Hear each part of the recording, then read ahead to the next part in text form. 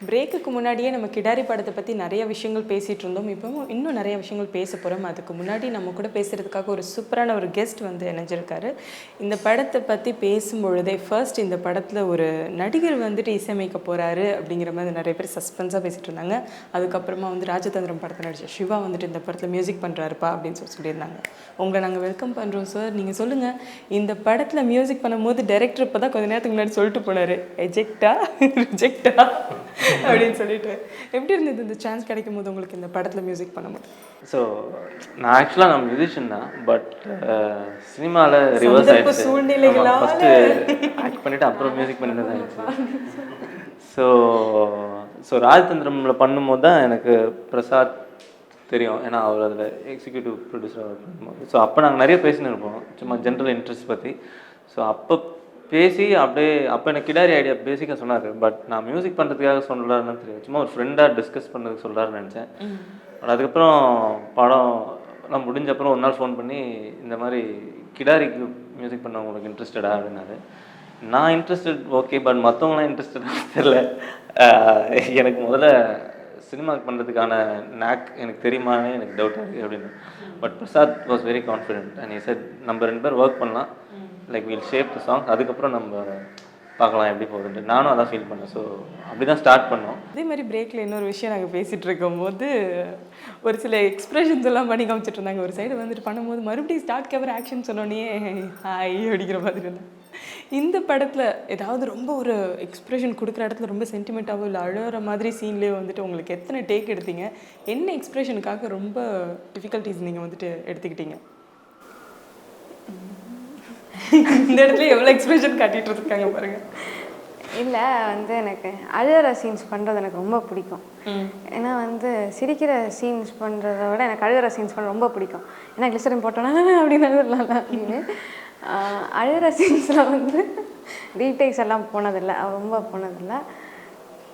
இந்த ரீடேக்ஸ் போனது ரொம்ப கம்மியாக இருந்துச்சு, ரொம்ப போனது அப்படின்லாம் இல்லை. இருந்தது வந்து வண்டி ஓட்டுற சீன்ஸ் தான் இருந்துச்சு. வண்டி ஓட்டுற சீன்ஸ்னால் எனக்கு வண்டி ஓட்ட தெரியலை ஃபஸ்ட்டில். அப்புறம் டிவிஎஸ் 50 வரை கொடுத்துருக்காங்க, வந்து இதை ஓட்டி பழகுங்க, இதை ஓட்டிட்டு நீங்கள் இந்த படத்தில் ஃபுல்லாக இந்த வண்டியில் தான் நீங்கள் இந்த கேரக்டருக்கு வந்து இந்த வண்டி கூடவே இருப்பாங்க. ஸோ வந்து இந்த வண்டியில் தான் நீங்கள் போகிறது வர்றது எல்லாமே இருக்கும். இப்போ நீங்கள் வண்டி இது நீங்கள் பழகுங்க அப்படின்னு சொல்லிட்டு டெய்லியும் வீட்டில் நான் ப்ராக்டிஸ் பண்ணிகிட்ருக்கோம். ப்ராக்டிஸ் பண்ணி டெய்லியும் இந்த அசிஸ்டன்ட் டைரக்டருக்கு நான் வந்து ஃபோட்டோ எடுத்து அனுப்புகிறேன் வண்டியோட. நான் பண்ணியிருக்கேன், இன்றைக்கி ப்ராக்டிஸ் பண்ணியிருக்கேன் அப்படின்னு சொல்லிட்டு. இங்கே ஷூட்டிங் ஸ்பாட்டில் வந்தால் நான் வந்து காலையில் இவங்கெல்லாம் 7 o'clock 7:30 வந்துடும், நான் 6:30 வந்து ப்ராக்டிஸ் பண்ணோம். இவங்கெல்லாம் 6 o'clock பேக்கப் பண்ணோன்னு இவங்க போயிடுவாங்க, நான் வந்து 6 o'clock ப்ராக்டிஸ் பண்ண போகணும் அப்படின்னு இருந்துச்சு. எவ்வளோ ப்ராக்டிஸ் பண்ணாலும் எனக்கு இந்த ஷார்ட் டைமில் அப்படின்னு வந்து வண்டி ஓட்டுற சீன்ஸ் தான் வந்து ரீடேக்ஸ் போனது. மற்றதெல்லாம் நான் வந்து எப்படியும் அட்ஜஸ்ட் பண்ணிடுவேன். ஓகே. இப்போ இவங்க சொல்லும் போதே வந்துட்டு இடையிடையில சொன்னாங்க நிறைய கதை இருக்குது, நாங்கள் ஷூட்டிங் ஸ்பாட்டில் எங்களை வச்சு ஒரு படமே எடுக்கலாம், அவ்வளோ விஷயங்கள் வந்து இன்ட்ரெஸ்டிங்காக நடந்தது அப்படின்னு சொல்லியிருந்தாங்க. பட் அவங்க சொன்னாங்க நிறைய விஷயம் நடந்திருக்கு, எத்தனைய சொல்றது அப்படின்ட்டு. உங்களுக்கு வந்துட்டு அது மாதிரி அந்த மாதிரி இன்ட்ரெஸ்டிங்காக நடந்ததில்லை, என்னால் இந்த விஷயத்த மறக்கவே முடியாது அப்படின்னு சொல்கிற மாதிரி ஏதாவது இருக்கா? ஒவ்வொரு விஷயம் அதே தான் அவங்களும் சொன்னாங்க. அதுதான், அது வந்து ஒவ்வொரு நாளும் ஒவ்வொரு விஷயம். பட் எல்லாமே ஒரு ஒரு ஃபேமிலியாக ஒர்க் பண்ணது மறக்க முடியாத ஒரு விஷயம். திடீர்னு ஒரு நாள் ரொம்ப வெயில் பயங்கரம் இருக்கும், அது மே மாதத்தில் கொண்டு போய் விடுவாங்க, விட்டுட்டு நெஞ்சுக்குள்ளே சாங்கை போட்டுட்டு பார்த்து சிரிச்சிட்டு போனால் எங்கிட்டு முடிஞ்சவொடனே ஷார்ட் கடவுள்னு விடும். ஏன்னா மரம் இருக்காது காடு, ஒரு காட்டில் தான் வந்து காடுன்னா நீங்கள் நினைக்கிற மாதிரி அந்த மரத்தில் இருக்கிற காடு கிடையாது. ஓகே ஓகே, பொட்டல் காட்டில் தான் ஷூட் பண்ணேன். காடு காடுன்னு சொன்னாங்க, அப்போ நான் காடு அப்படின்னு சொல்லி போனால் இந்த காடு. அப்புறம் வந்து ஷார்ட் எடுக்கும்போது எப்படின்னா வெயில் இருக்கும்போது இவங்க ஷார்ட் எடுப்பாங்க, அந்த ஷேடோ வரும்போது இவங்க வந்து இது பண்ணிடுவாங்க.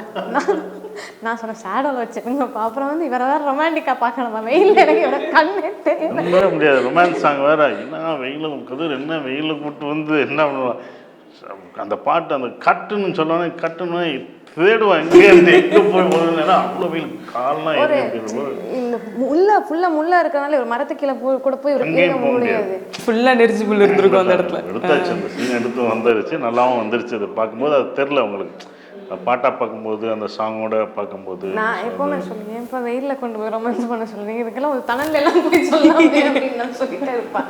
ரொம்ப வெயில் தான் அங்கே அதிகமாக. ஓகே, அப்போ அடுத்த பாட்டுக்கு வந்துட்டு அடுத்த படத்தில் அந்த ஸ்ட்ரெஸ் மாதிரி இல்லை, அது அந்த இடத்துக்கு. பட் அப்படி ஒவ்வொரு நாளும் ஒவ்வொரு விஷயம், பட் எல்லாமே பிடிச்சி தானே பண்ணுறோம். அட்லாஸ்ட் அது நல்லா வரணுன்ற ஒரு விஷயம், அதுக்காக தானே எல்லாருமே ஒர்க் பண்ணுறோம். ஸோ அதை வந்து ரொம்ப ரசித்து நம்ம இந்த மாதிரி ஜாலியாக அதை எடுத்துக்கிட்டு அப்படியே நம்ம பண்ணிடுறது எல்லாமே ஒர்க் பண்ணி. அதே மாதிரி 2 பேருமே அந்த நெஞ்சுக்குள்ளே அந்த சாங்கை வந்துட்டு ரொம்ப ஜாஸ்தி பேசிட்டே இருக்காங்க. ஃபர்ஸ்ட் அவர்கிட்ட நான் கேட்டேன், அந்த படத்தில் வந்து பாடல் எந்த பாடல் பிடிக்கும்னா ஃபர்ஸ்ட் எடுத்தோன்னே நெஞ்சுக்குள்ளே அப்படின்னு சொல்லிட்டாங்க. அந்த பாடலில் அப்படி ஒளிந்திருக்கக்கூடிய மர்மம் என்ன, அதை பற்றி எங்களுக்கு சொல்லுங்கள் சார், அந்த பாடலை பற்றி.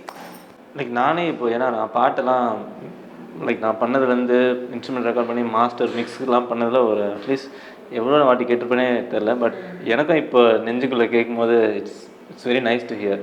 I think because it's a very simple Tamil folk song, very straight forward, honest. இந்த ½ அன் ஹவர் வந்துட்டு உங்களோட பிஸி ஷெடியூலில் கிடாரி படத்தை பற்றி நிறைய விஷயங்கள் பேசியிருக்கோம். அதே மாதிரி படமும் வந்துட்டு இப்போ ரிலீஸ் ஆகி நல்ல சக்கப்போடு போட போகுது. இந்த படம் குறித்து இவ்வளோ நேரம் பேசிட்டுறதுக்கு ரொம்பவே thanks sir. Thank you so much ma'am. Thank you sir. So கண்டிப்பாக இன்றைக்கி நீங்கள் பார்த்த இந்த கிடாரி ஸ்பெஷல் ஷோ உங்கள் எல்லாருக்குமே ரொம்பவே பிடிச்சிருக்கும்னு நினைக்கிறேன். இதே உங்களை அடுத்த ஷோவில் மீட் பண்ணுறேன். அது வரைக்கும் எல்லாருக்குமே happy independence day. Tata bye, see you.